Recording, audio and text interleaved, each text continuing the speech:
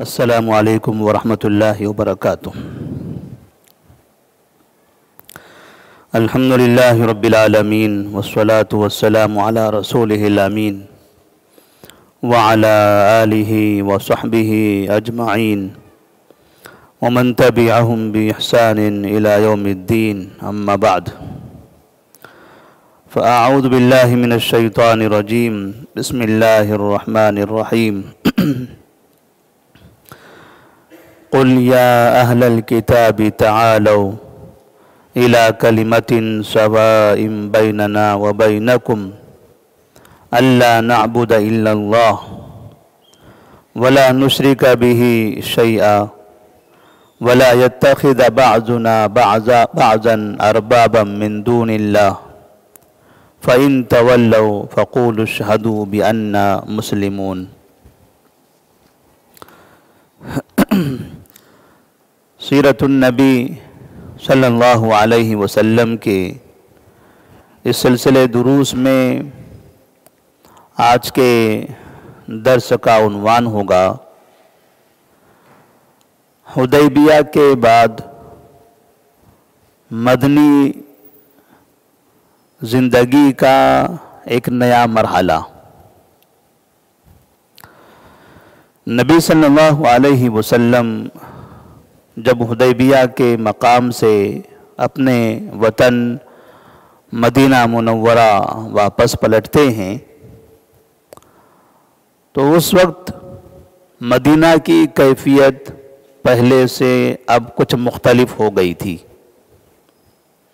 اس سے پہلے تک مدینہ والے ہمیشہ کفار کی جانب سے، یہود کی جانب سے اور غطفان کی جانب سے ڈر اور خوف میں مبتلا رہا کرتے تھے۔ سن 6 ہجری میں مشرکین مکہ سے حدیبیہ کے مقام پر جو صلح ہوئی، اس صلح کے بعد اب یہاں کی زندگی میں، یہاں کی آبادی میں ایک امن سا چھا گیا۔ لوگوں میں وہ ڈر اور خوف کی حالت ختم ہو گئی۔ وہ ہمیشہ جنگ کی تیاریاں کرنا، جنگ کے ماحول میں رہنا، وہ ختم ہو گیا۔ اب لوگوں کو یہاں جنگوں کی ضرورت نہیں تھی۔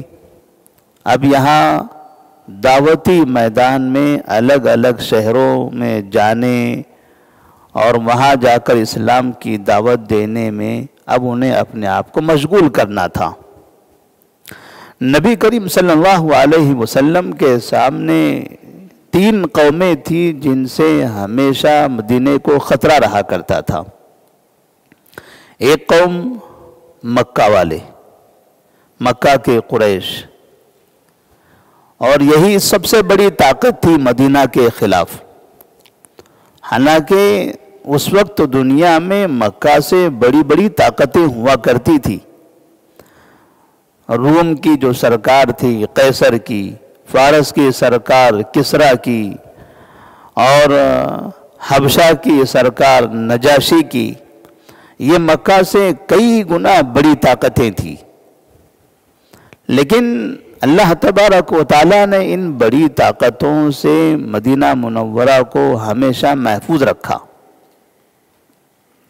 اس کی ایک وجہ یہ بھی تھی کہ یہ تینوں طاقتوں سے مدینہ کافی دور تھا۔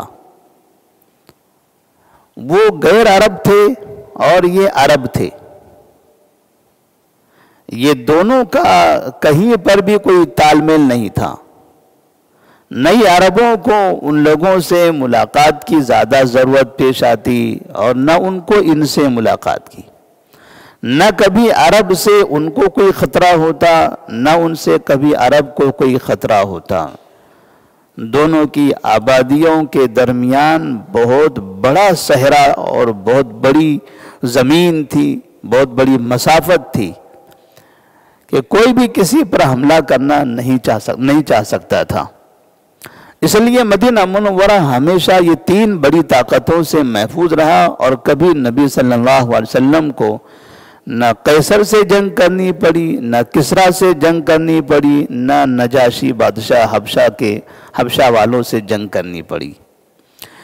ایک ہی جگہ تھی مکہ، اور مکہ بھی اس وجہ سے، چونکہ آپ صلی اللہ علیہ وسلم اور مہاجرین صحابہ وہ مکہ ہی کے تھے، اسی جگہ کے تھے، تو وہاں کی آبادی کو، وہاں کے لوگوں کو اس بات سے بھی زیادہ تکلیف تھی کہ ہمارے درمیان کے لوگ ہیں، ہمارے درمیان سے نکل کر اس علاقے میں گئے اور وہاں جا کر بے دینی پھیلا رہے ہیں، اسلام نام کا دین پھیلانا چاہتے ہیں، تو اس وجہ سے بھی انہیں زیادہ پریشانی تھی۔ اسی لیے مکہ والوں نے ہمیشہ مدینے پر چڑھائی کرنے کی کوشش کی، کافی جنگیں ہوئیں، کافی مسائل ہوتے رہے، آخر سن 6 ہجری میں ان سے صلح ہو گئی۔ اس کا مطلب یہ ہوا کہ 90% مدینہ پرامن ہو گیا۔ اب جن سے سب سے بڑا خطرہ تھا وہ خطرہ یہاں سے ٹل گیا۔ 2 قومیں تھیں، ایک غطفان جس کو بنو غطفان بھی کہا جاتا ہے، اور دوسرا یہود۔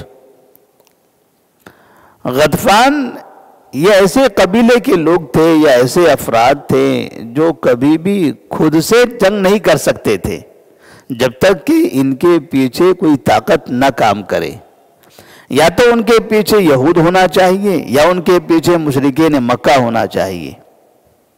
مشرکین مکہ تو اب ان کی مدد کرنے سے رہے، لہذا غطفان بھی کمزور ہو گئے، اب انہوں نے کبھی بھی مدینہ پر حملہ کرنے کی نہیں سوچی۔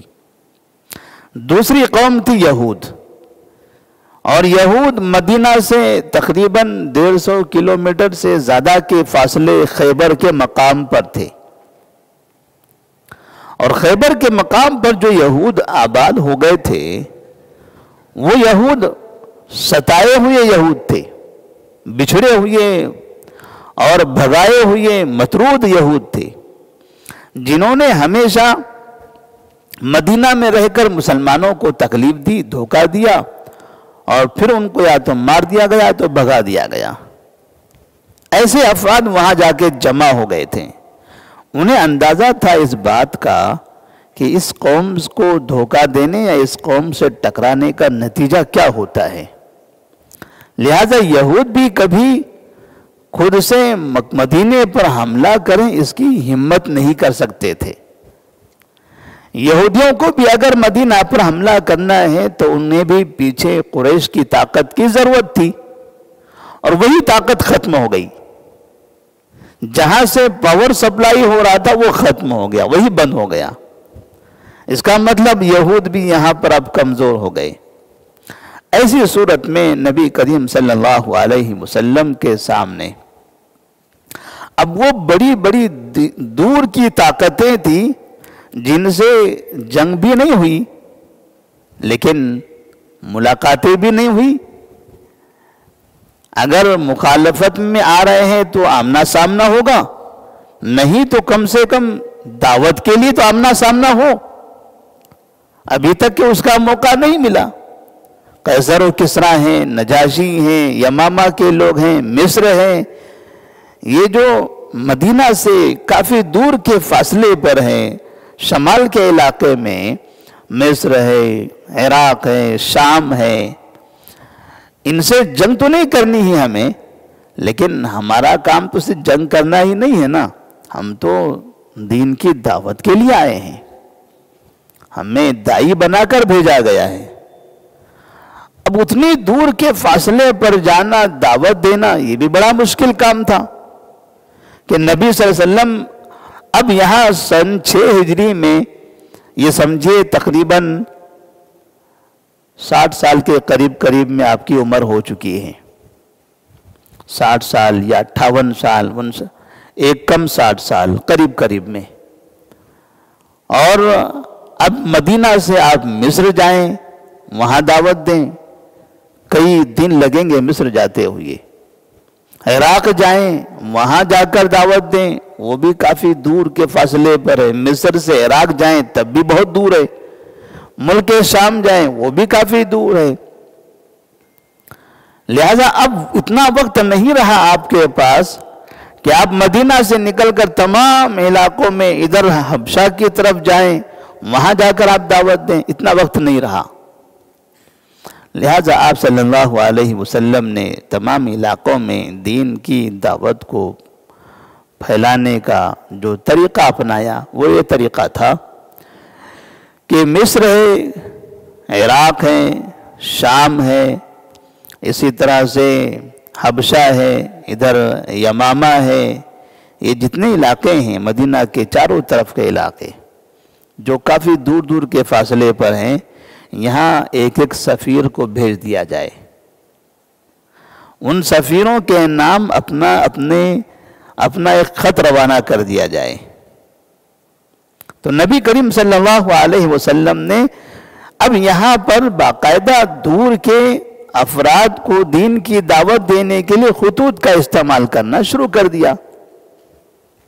آپ صلی اللہ علیہ وسلم کو لکھنا نہیں آتا تھا، آپ کو پڑھنا بھی نہیں آتا تھا، نہ آپ لکھ سکتے تھے نہ آپ پڑھ سکتے تھے، تو ظاہر سے بات ہے اس کے لیے پھر لکھنے پڑھنے والے جو افراد ہوتے ہیں ویسے افراد کو آپ کے پاس رکھنا تھا، تو آپ صلی اللہ علیہ وسلم نے ایسے صحابہ کو اپنے پاس رکھا۔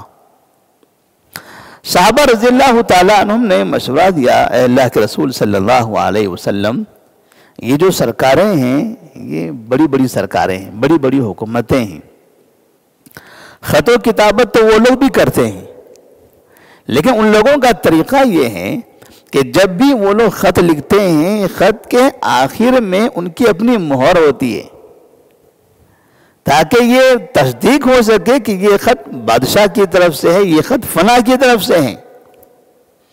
ایک عام خط نہیں ہوتا ہے کہ بس ایسے ہی کچھ جملے لکھ دیے جائیں بھیج دیے جائیں، باقاعدہ ایک مصدقہ خط ہوتا ہے ان کی طرف سے سرکار کی جانب سے، جن کے آخر میں مہر لگی ہوتی ہے، دستخطیں ہوتی ہیں۔ لہذا آپ کی جانب سے جب خطوط روانہ کیے جائیں گے تو آپ کی بھی کوئی مہر ہونی چاہیے تاکہ سامنے والوں کو پتہ چلے کہ ہاں یہ سرکاری مہر ہے، آفیشیل مہر ہے، یہ ایسے ہی مہر نہیں ہے، یہ مدینے والوں کی طرف سے ہے، مدینے کے حاکم نبی صلی اللہ علیہ وسلم کی طرف سے ہے۔ تو اس وقت میں نبی صلی اللہ علیہ وسلم نے صحابہ کے مشورے پر ایک مہر بنوائی۔ مہر میں جس طرح سے نام تھا محمد رسول اللہ، اتنا لکھا گیا تھا مہر کے اندر، محمد رسول اللہ، محمد اللہ کے رسول ہیں، تو اس میں آپ کا نام بھی آ گیا اور ساتھ میں آپ کیا ہیں، کیا مقام ہے آپ کا، آپ رسول ہیں، یہ بھی آ گیا۔ کس کے رسول ہیں آپ؟ اللہ تبارک و تعالیٰ کے رسول ہیں۔ گویا کہ آپ کا مکمل عنوان ہو گیا، مکمل تعارف ہو گیا اس مہر کے اندر۔ تو ترتیب اس طرح سے بنائی گئی کہ پہلے اللہ لکھا گیا، اس کے بعد نیچے رسول اور نیچے محمد، اللہ رسول محمد، یعنی اس طرح سے ایک مہر بنا دی گئی جس میں اوپر اللہ لکھا تھا، اس کے بعد رسول، اس کے بعد محمد۔ اب جب بھی یہاں سے آپ خط لکھتے تھے تو وہ مہر لگا دی جاتی تھی خط کے اوپر، خط الگ الگ قسم کے ہوا کرتے تھے، اور خط کے شروع میں آپ بسم اللہ الرحمن الرحیم یہ لکھنا نہیں بھولتے تھے، چاہے قیصر کو لکھیں، کسرا کو لکھیں، نجاشی کو لکھیں، کہیں مصر کو لکھیں، کہیں بھی لکھیں، آپ سب کے سب کافر تھے۔ جب ان کفار کو آپ خطوط روانہ کرتے تھے تو بسم اللہ الرحمن الرحیم شروع میں لکھا کرتے تھے تاکہ یہ سمجھ میں آئے کہ یہ خط کا کیا مقام و مرتبہ ہے۔ ایک عام خط ہوتا ہے انسانوں کا، بادشاہوں کا، وزیروں کا، لوگوں کا، لیکن یہ خط بسم اللہ الرحمن الرحیم، اللہ رب العالمین کے نام سے شروع ہونے والا خط۔ آپ صلی اللہ علیہ وسلم نے چند خطوط روانہ فرمائے تھے الگ الگ بادشاہوں کی طرف۔ بعض جگہوں پر جب خط پہنچا ہے تو ان کی طرف سے اچھا جواب آیا، بعض مرتبہ کسی کے پاس خط روانہ کیا تو سامنے والے نے خط پڑھنے کے بعد خط لانے والے کو ہی مار دیا. نفرت. بعض مرتبہ سامنے والے نے خط پڑھا, اٹھا کر رکھ دیا, قاصد کو واپس کر دیا, کوئی جواب نہیں ہمارا, نہ ہاں نہ نہ. جو پیغام دیا گیا ہے یہ پیغام ہمیں قبول کرنا ہے یا نہیں کرنا ہے, اس کا کوئی جواب نہیں. تو جب جہاں جہاں خط جاتا تھا وہاں سے جواب الگ الگ طرح سے آتا تھا. اس کا مطلب یہ تھا, آپ کو اس سے یہ اندازہ ہو رہا تھا کہ اب اس عرب دنیا کے باہر کی جو دنیا ہے, اس دنیا والے ہمارے پیغام کو کس حیثیت سے لیتے ہیں, ان کے پاس ہمارے پیغام کا کیا مقام ہے, کیا حقیقت میں ہمارے پیغام کو قبول کرنے تیار ہیں, یا اگر قبول نہیں کرتے ہیں تو کیا پیغام سن کر خاموش رہتے ہیں, یا پیغام سننے کے بعد لڑنے بھیڑنے مارنے مرنے کی تیاری کرنے لگتے ہیں. تو ظاہر سی بات ہے, جیسے وہاں سے رد عمل آئے گا ادھر سے تیاری بھی ایسے ہی کی جائے گی. دعوت دینی ہے, ہم نے دعوت دے دی ہے, قبول کرتے ہیں ٹھیک ہے, نہیں قبول کرتے ہیں پھر دوبارہ بھیجیں گے, پھر دوبارہ دعوت دی جائے گی. لیکن اگر کبھی دعوت ہی میدان میں ہمارے قاصد کو, ہمارے سفیر کو قتل بھی کر دیا گیا, پھر ہمیں مارنے کی دھمکی بھی دی جانے لگی اور مدینے پر چڑھائی کرنے کی کوشش بھی کی جانے لگی, تو پھر سوچا جائے گا کہ اس کا حساب کیسے لیں. تو یہاں ان خطوط سے نبی کریم صلی اللہ علیہ وسلم کو اندازہ ہونے لگا کہ عرب سے باہر کی دنیا کا رد عمل کیا ملتا ہے, کیسے وہ لوگ جواب دیتے ہیں. تو تقریباً آپ صلی اللہ علیہ وسلم کو ایسا احساس ہوا کہ ہم نے ان کے گھروں تک تو دستک دے دی ہے, یہ ہمارا کام تو ہو گیا. اب آپ کے پاس اتنا وقت نہیں ہے کہ آپ یہ 2-3 سال میں اب یہ مصر اور عراق, شام, حبشہ اور یہ سب علاقے میں جاتے رہیں اور ان کے پیچھے پڑتے رہیں, کیونکہ جتنے علاقے میں ابھی آپ کامیاب ہو چکے ہیں, یہاں کچھ ایسے افراد ہیں جو ابھی ابھی مسلمان ہوئے, کچھ ایسے ہیں جو ابھی بھی باہر ہیں, ابھی بھی کفر پر ہیں. لہذا اگر اسی خطے کو مضبوط کر لیا جائے, یہاں جتنے افراد ہیں نئے مسلمان ہیں ان کو اور تربیت دے دی جائے تاکہ وہ مضبوط ہو جائیں. جو ابھی تک اسلام میں داخل نہیں ہوئے ہیں ان پر اور محنت کر لی جائے تاکہ وہ لوگ اسلام میں داخل ہو جائیں. اگر اتنا پورا علاقہ یہ اندر کا جزیرہ عرب کا یہ علاقہ اگر کم سے کم مکہ مدینہ اس کے اطراف کے علاقے کے لوگ مسلمان ہو جاتے ہیں تو ایسی صورت میں یہاں سے پھر الگ الگ افراد کو دیگر علاقوں میں بھیجنے میں آسانی ہوگی. تو پہلے اسی کو مضبوط کر لیا جائے. اس لیے نبی کریم صلی اللہ علیہ وسلم اس کے بعد بھی آپ نے یہاں پر اسی علاقے میں زیادہ محنت کرنے کی کوشش کی. آپ صلی اللہ علیہ وسلم کے جو خطوط روانہ ہوئے تھے اس کے رد عمل میں لوگوں نے کیا کیا جواب دیا تھا, انشاءاللہ وہ آئندہ کے درس میں بیان کیا جائے گا. اس سے ایک چیز تو یہ سمجھ میں آ رہی ہے آپ صلی اللہ علیہ وسلم کی زندگی سے, حدیبیہ کے بعد کی جو زندگی ہے, کہ آپ نے 6 سال تک مدینہ آنے کے بعد جو پریشانیاں جھیلی ہیں, جو تکلیفیں برداشت کی ہیں, اللہ تبارک و تعالیٰ قرآن فرماتا ہے ان مع العسر یسرا, ان مع العسر یسرا. یہ پریشانیاں دین کی دعوت میں ابتدائی طور پر پریشانیاں ضرور آتی ہیں. کوئی یہ نہ سمجھے کہ ہم مسلمان ہیں, ہم اسلام کی دعوت دے رہے ہیں, ہم حرام کاموں سے روک رہے ہیں, ہم برائی سے روک رہے ہیں, اچھی بات بتا رہے ہیں, تو لوگ اچھی بات مان کیوں نہیں لیتے؟ اچھی بات تو مان لینا چاہیے لوگوں نے.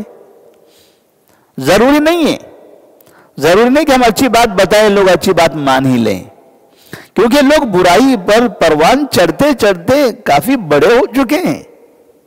کئی سالوں سے وہ برائی کا کام کرتے ہوئے آ رہے ہیں. ایک مرتبہ 2 مرتبہ بولنے سے 20-25 سال 30 سال 50 سال کا ان کا برائی کا تجربہ اسے وہ چھوڑ دیں، یہ ضروری نہیں ہے. ہو سکتا ہے ان کے لیے اور محنت کرنی پڑے گی. تو نبی کریم صلی اللہ علیہ وسلم نے جب دیکھا کہ یہ حالات ایسے ہیں، آپ محنت کرتے رہے.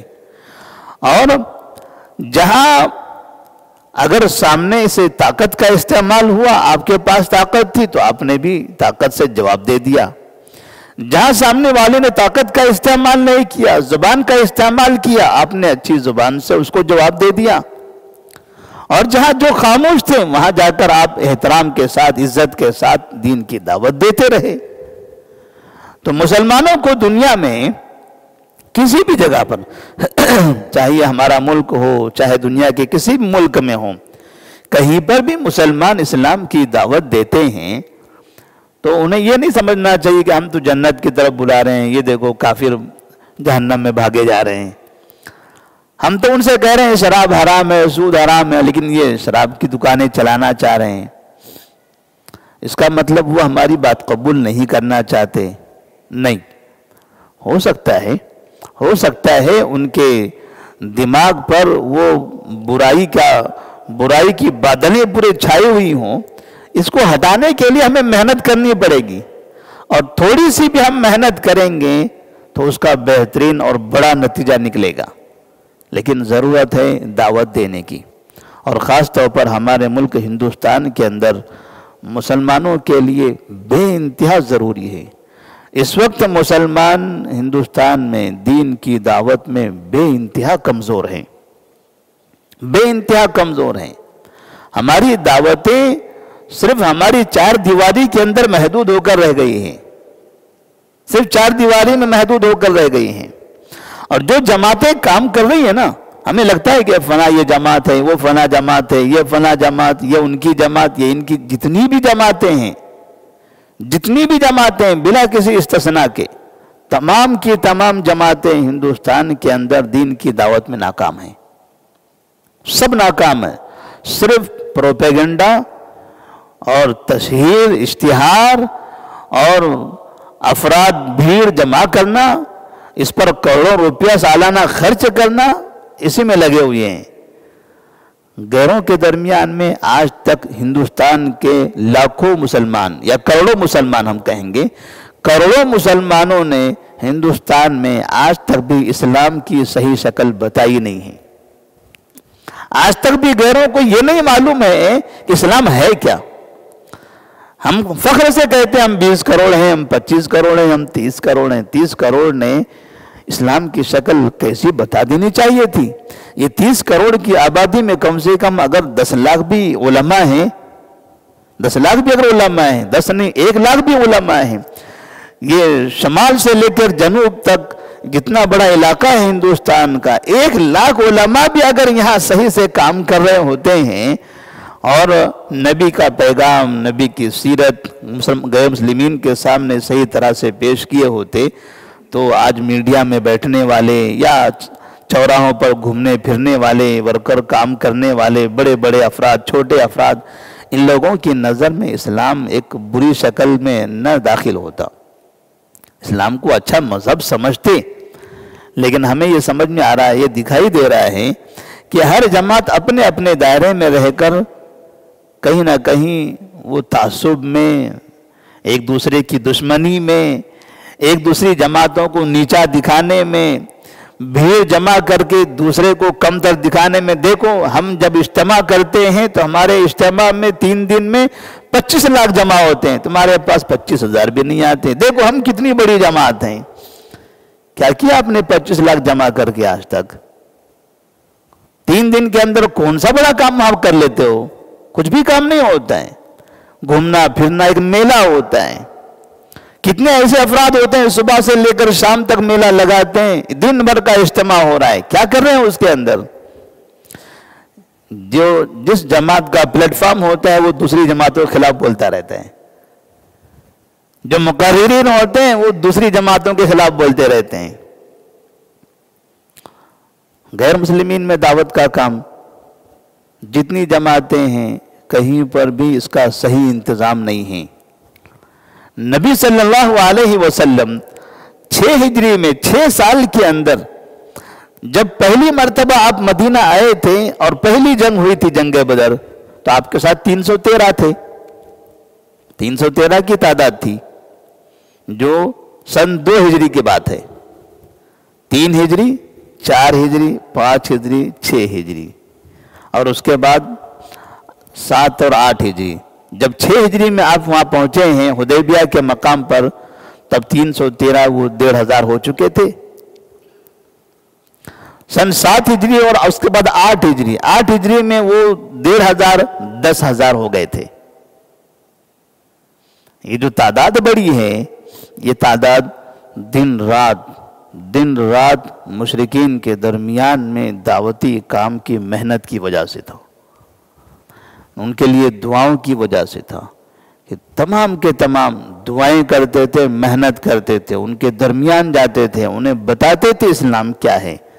तब जाकर अल्लाह तबारक व तआला ने वो कामयाबी अता फरमाई है, जिससे हमको ये सबक मिलता है कि हमें भी बहुत मेहनत करने की ज़रूरत है इस्लाम को लोगों के दरमियान में आम करने के लिए। अल्लाह तबारक व तआला से दुआ है कि अल्लाह तबारक व तआला हम तमाम को इस्लाम की दावत लोगों के दरमियान आम करने की तौफीक अता फरमाए। वस्सलामु अलैकुम व रहमतुल्लाहि व बरकातुहू।